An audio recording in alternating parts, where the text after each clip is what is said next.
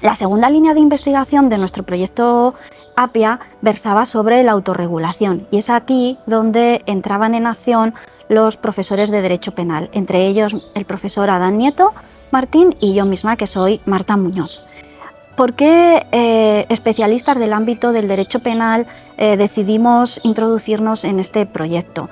Porque el Reglamento de Inteligencia Artificial, coloquialmente conocido como RIA, es una norma muy técnica que articula un modelo de corregulación institucionalizada en la que el Estado ya no va a ser suficiente y necesitamos una cooperación público-privada con las empresas. Y esta cooperación público-privada se va a traducir en una serie de obligaciones que tienen que implementar las empresas y que recuerda muchísimo, en cierto modo, a los programas de cumplimiento normativo que en el ámbito penal las empresas tienen que adoptar para prevenir ilícitos penales. Una cosa muy interesante que tiene el RIA es que positiviza los principios éticos que desde hace ya un buen tiempo se venían utilizando. Por ejemplo, los principios de transparencia, supervisión humana, gobernanza de datos y, sobre todo, una cuestión fundamental para nosotros, que es la gestión de los riesgos, evaluar los riesgos que tiene el sistema de inteligencia artificial e implementar medidas para minimizar o incluso erradicar esos riesgos. Y eso, repito, es muy parecido, guarda un parecido muy razonable con los programas de cumplimiento normativo. ¿Todos los sistemas de inteligencia artificial tienen que adoptar estos programas de cumplimiento normativo según el RIA? No, solamente aquellos, obligatoriamente solamente aquellos que sean sistemas de alto riesgo. Como pueden imaginarse, no todos los sistemas de inteligencia artificial llevan aparejados riesgos fundamentalmente para derechos y libertades públicas. Pensemos, por ejemplo, en la administración de justicia o en la utilización de sistemas de inteligencia artificial por las fuerzas y cuerpos de seguridad del Estado. En concreto, pensemos en un sistema de reconocimiento facial que va a utilizar la policía para identificar a sospechosos, o pensemos en un sistema de inteligencia artificial que predice la peligrosidad de un sujeto a efectos de reincidencia y que eso puede tener algún tipo de incidencia en un juez a la hora de adoptar o acordar la pertinencia o no de un permiso de salida. Evidentemente, estos sistemas de inteligencia artificial llevan aparejados riesgos significativos para derechos fundamentales como es el derecho a la libertad, el derecho a la no discriminación, etc. Y en estos casos concretos, pues el RIA es bastante riguroso y establece una serie de obligaciones que, de nuevo, insisto, recuerdan mucho a las partes que debe tener un programa de cumplimiento normativo en el ámbito penal. La pata o la piedra angular de estos sistemas de inteligencia artificial en materia de obligaciones es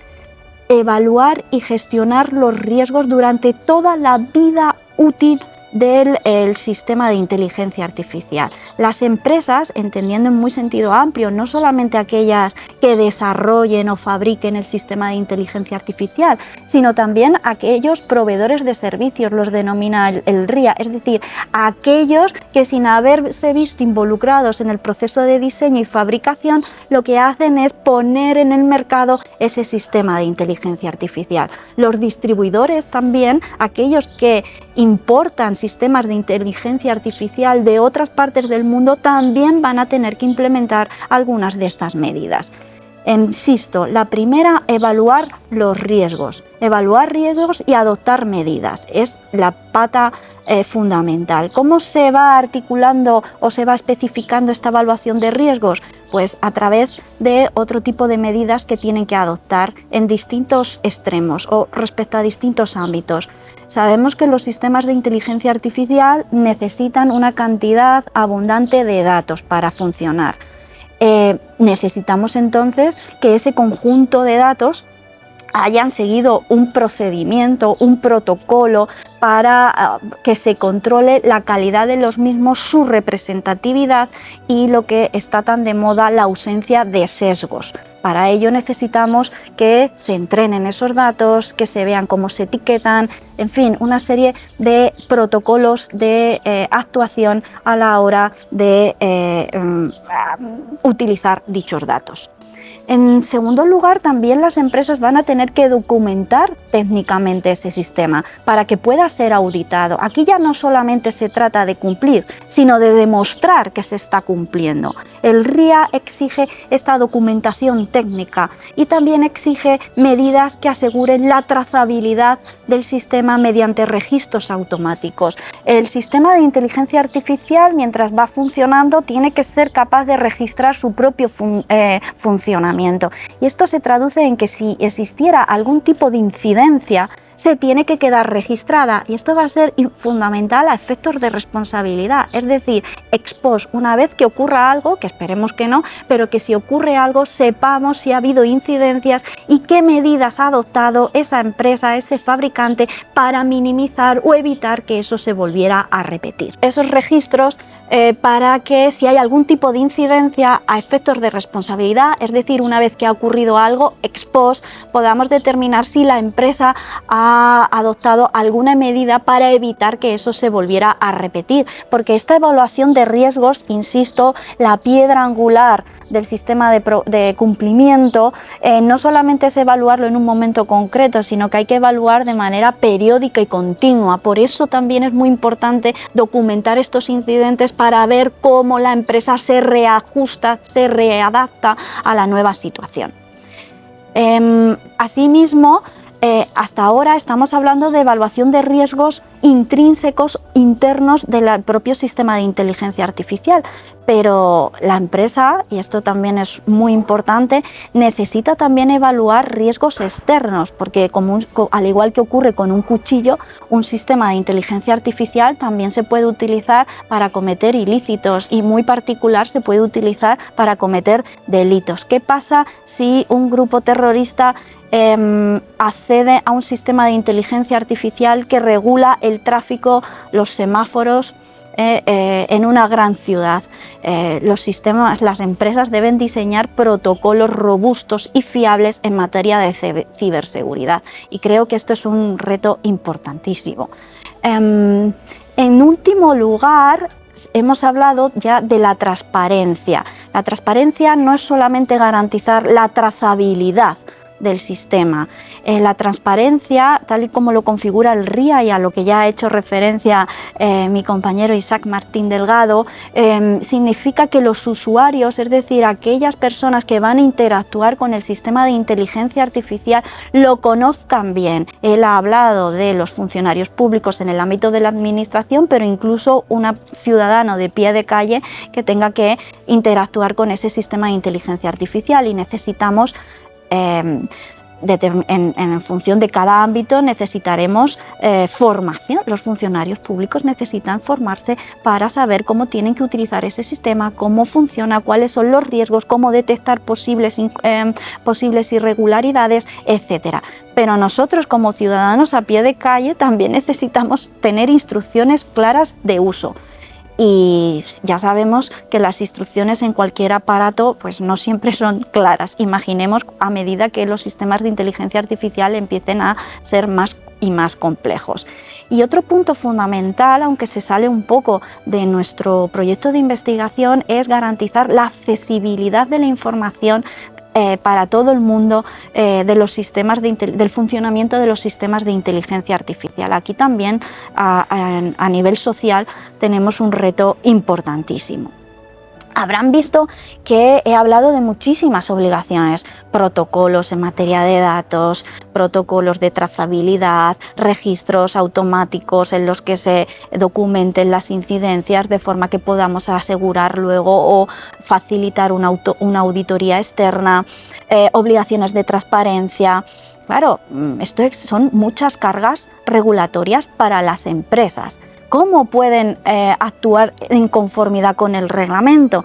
Y aquí el RIA introduce, para nosotros, para un jurista, introduce algo que es muy innovador, porque va a vincular distintas fuentes normativas a efectos de cumplimiento. La vía básica, ¿no? La tradicional, es una norma de derecho duro, son las normas armonizadas, es decir, En materia de gestión de datos, en materia de ciberseguridad, la Unión Europea muy probablemente irá adoptando, a través del procedimiento legislativo ordinario, irá adoptando normas armonizadas, de tal forma que si las empresas se adecúan a esas normas, siguen esos requisitos más concretos que van a implementar en el reglamento, pues habrá una presunción de conformidad con el reglamento.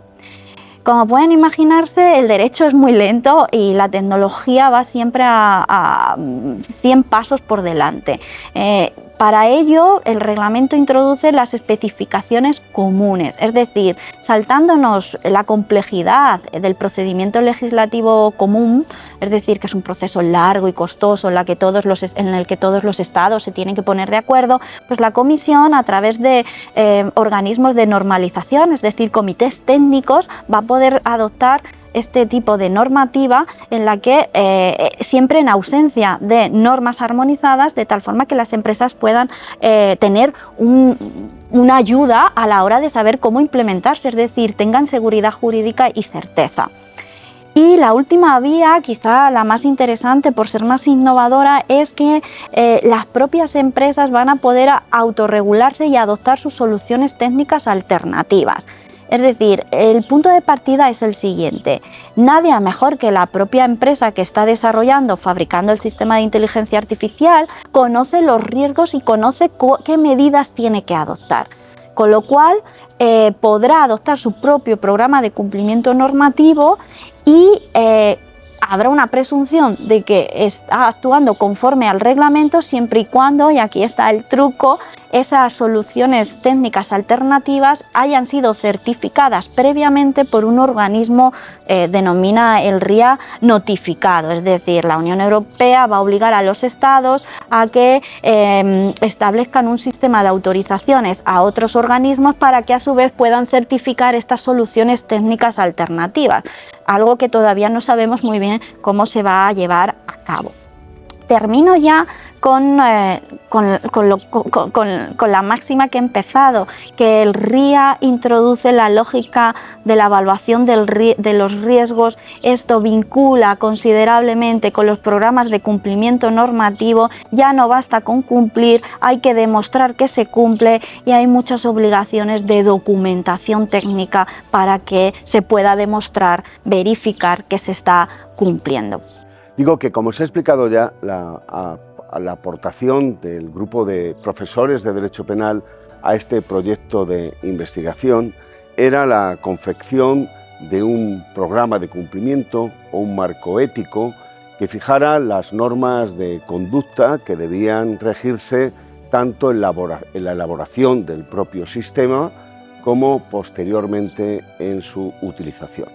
Y para esto el grupo de investigación aprovechaba un bagaje en el cual somos expertos y llevamos trabajando durante años, que era la realización de los programas de cumplimiento normativo.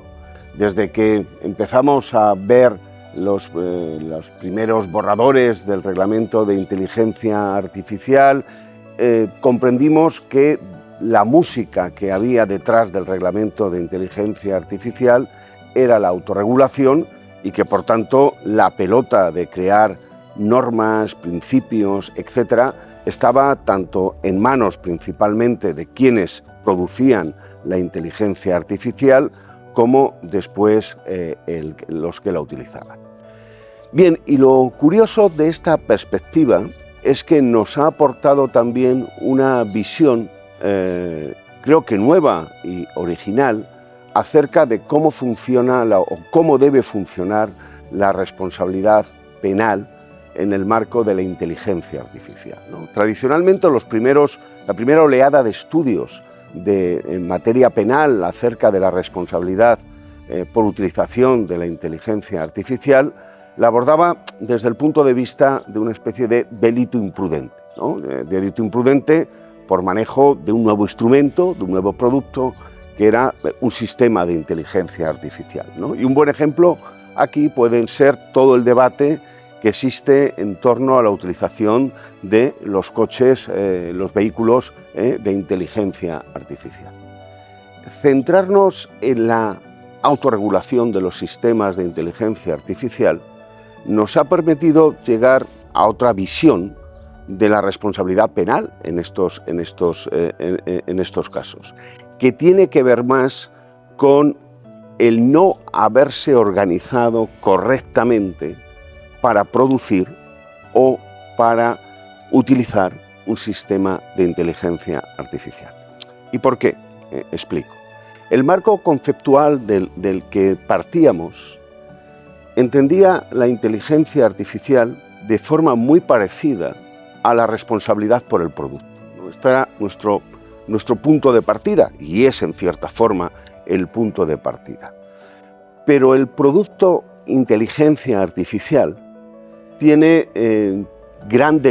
dos grandes particularidades en relación a otros productos, un automóvil o una cámara, ¿no?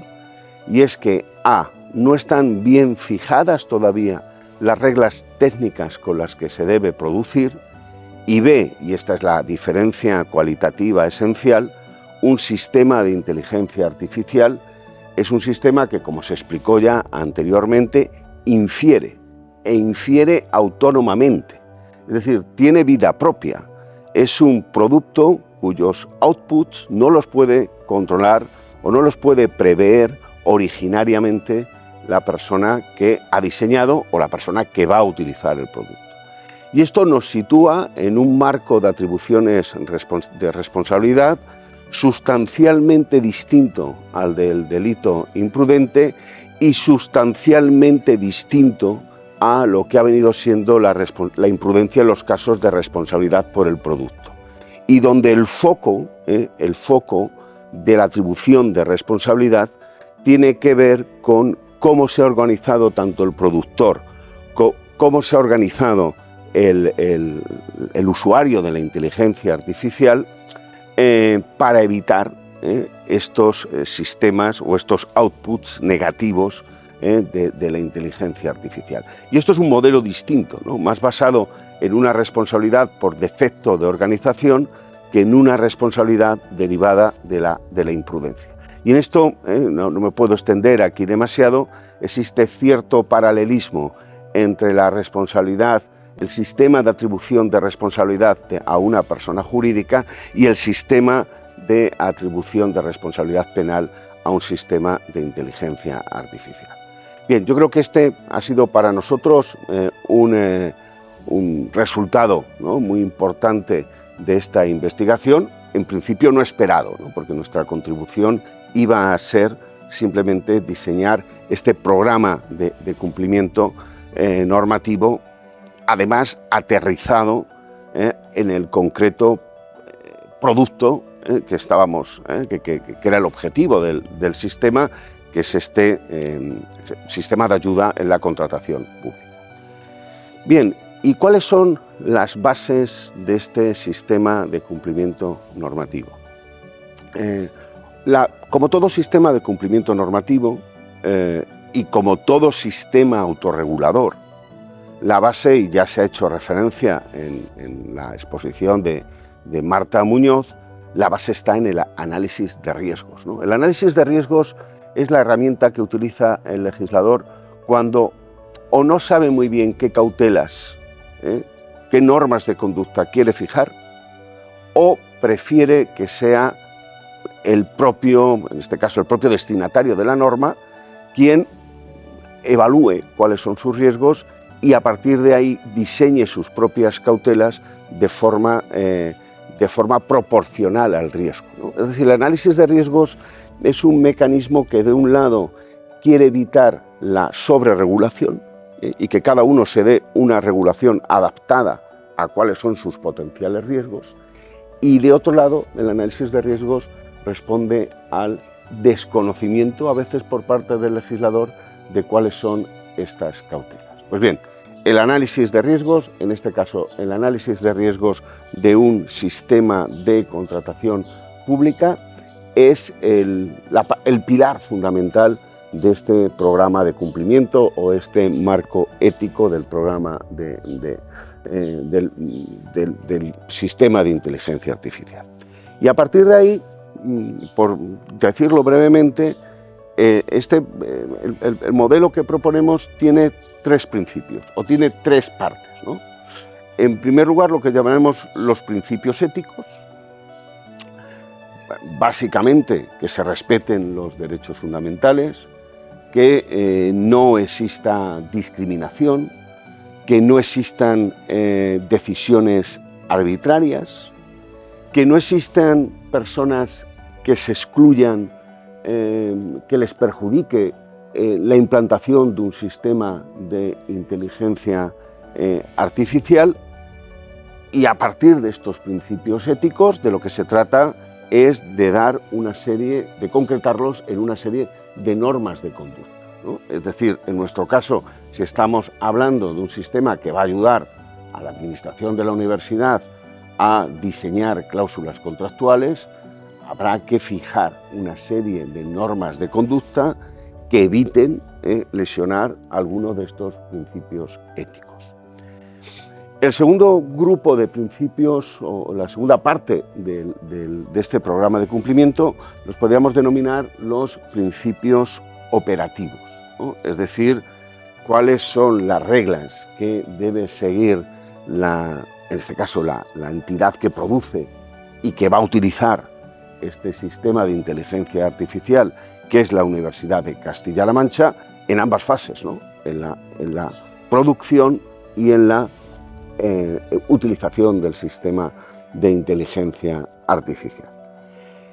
Y en tercer lugar, tendríamos los principios organizacionales, es decir, quién va a ser competente dentro de la Universidad de Castilla-La Mancha, quién va a asumir la responsabilidad por la utilización y la producción de estos sistemas de inteligencia artificial.